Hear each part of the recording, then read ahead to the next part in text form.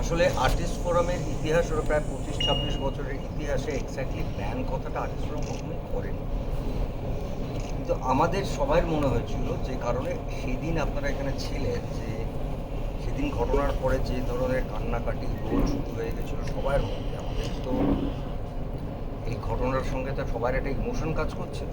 এটা আমার পরিবারের একজন চলে গেছে, এখানে আলোচনার পরে যে ধরনের কান্নাকাটি ইমোশনাল একটা ইম্প্যাক্ট হচ্ছিলো, সেখানে আমরা আমাদের মিটিংটাকে সম্পূর্ণ করতে পারি, যেটাকে আমরা ওয়াইন্ড আপ বলি একটা মিটিং।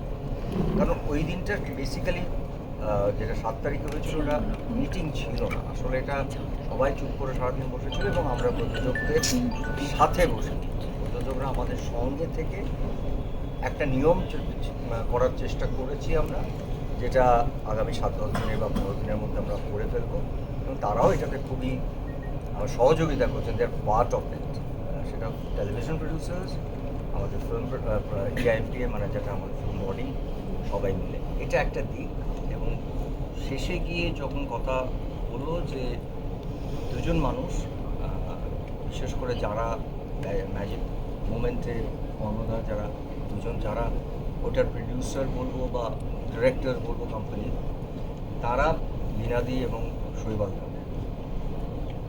সারা ভারতবর্ষের, সারা পৃথিবীর বাঙালিরা, তাদের কাছে একটাই প্রশ্ন, ছেলেটা গেল ঘরে ফিরল না, কিন্তু কী করে ফিরল? সেটা আমরা আজকে পেয়েছি। পরবর্তীকালে আমরা দেখতেই পাচ্ছি যে নানাবিধ কারণে দুটো সিরিয়াল এখন হচ্ছে না, আরেকটি সিরিয়াল চলছে। আমরা সেই মানুষগুলোর সঙ্গে ব্যক্তিগতভাবে কথা বলছি এবং আর্টিস্ট ফোরাম আরেকটা চেষ্টাও করছে, সেটা আর্টিস্ট ফোরাম কিন্তু শুধুমাত্র এই ঘটনাকে মাথায় রেখে যারা যারা এক্ষুনি কাজে নেই তাদের জন্যে আমরা প্রযোজকদের সঙ্গে কথা বলা শুরু করেছি। তাদেরকে যদি 10 জনের মধ্যে 2 জনকেও কাজে ঢোকানো যায় অন্য কাজে, সেই প্রচেষ্টাটাও আর্টিস্ট ফোরাম থেকে করছে, যাতে আমরা তাদেরকে রিলোকেট করতে পারি। এবং আজকের এই মিটিংয়ের পরে যেটা আমরা করতে পারবো, আমরা আগামী দিনে চ্যানেলের সঙ্গে কথা বলবো, আমরা ওই প্রজেক্টটা এফেক্টেড হোক সেই আর্টিস্ট, টেকনিশিয়ানস বা দর্শকরা এটা দেখছেন, সেটা আমরা চাই না। সেই পদ্ধতিটা কী নেব আমরা, তার স্টেপ কী নেব, অফকোর্স আমরা এখন চ্যানেলের সাথে কথা বলতে পারি, কারণ এটা ফোরাম নয়, এটা এতগুলো মানুষই এটা চাইছেন না, আমরা জোর করে তো কাউকে কাজে পাঠাতে পারবো না। তো আমরা কথা বলবো মধ্যে, আবার বলছি যারা চাইছেন না তাদের দিকটা আমাদের ভাবতে হবে। সেটার জন্য আমরা কাল থেকে আমাদের লেখাপড়া প্রসেস এগুলো চালিয়ে শান্তিকে বলবো কিছু বলার জন্য, যদি কিছু বলার থেকে হ্যাঁ জিজ্ঞেস করবো, কিন্তু আমরা মোটামুটি এইটার বাইরে কিছু হয়নি আজকে।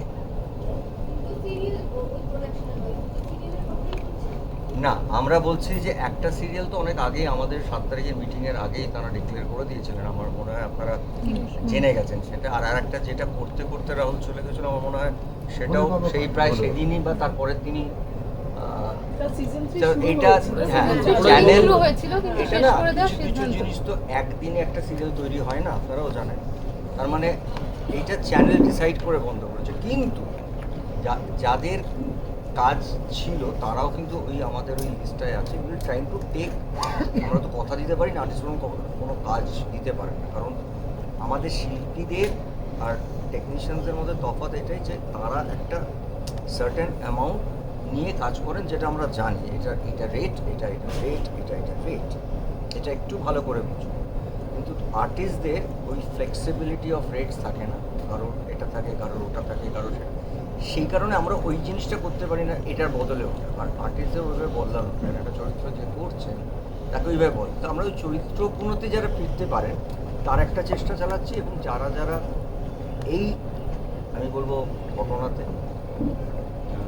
এফেক্টেড হয়েছে তাদের সঙ্গে আমরা ব্যক্তিগতভাবে কথা বলছি, এবং তারা আমাদের পুরোটা আমাদের সঙ্গে সহমত, কিন্তু আমাদের চেষ্টা চালিয়ে যেতে হবে যে তারা যাতে ডিসলোকেটেড হয় যত তাড়াতাড়ি সম্ভব। আপনাদের যদি কোনো প্রশ্ন থাকে আমরা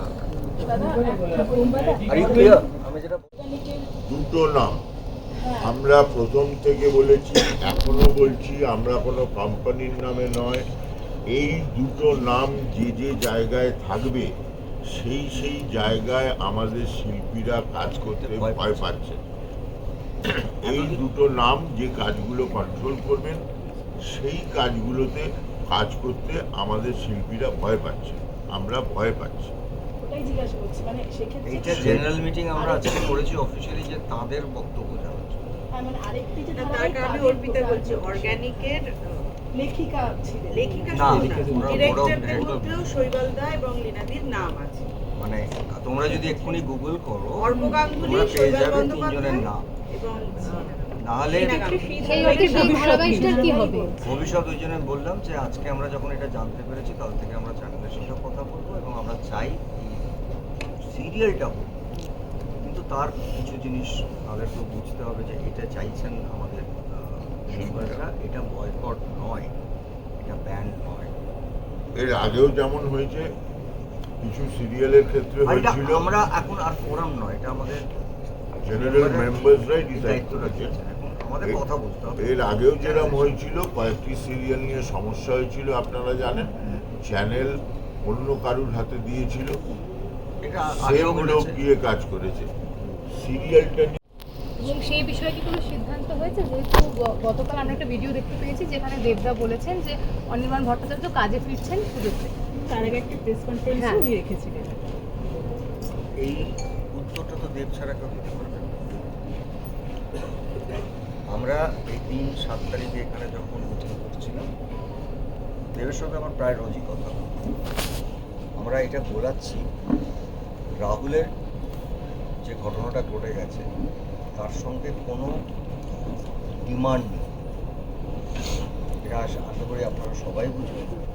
কোনো আমরা ডিমান্ড কেস নয় যে আমরা আর্টিস্টদের আর টেকনিশিয়ানদের বা প্রডিউসার এখানে সবাই মিলিত হয়েছিলেন একটা কারণে, একটা আমাদের সুরক্ষা, আর একটা হচ্ছে একটা প্রশ্ন, যেটা আর প্রশ্ন বলতে আপনাদের কাছে উত্তর নেই, সারা পশ্চিমবাংলার বাঙালিদের কাছে।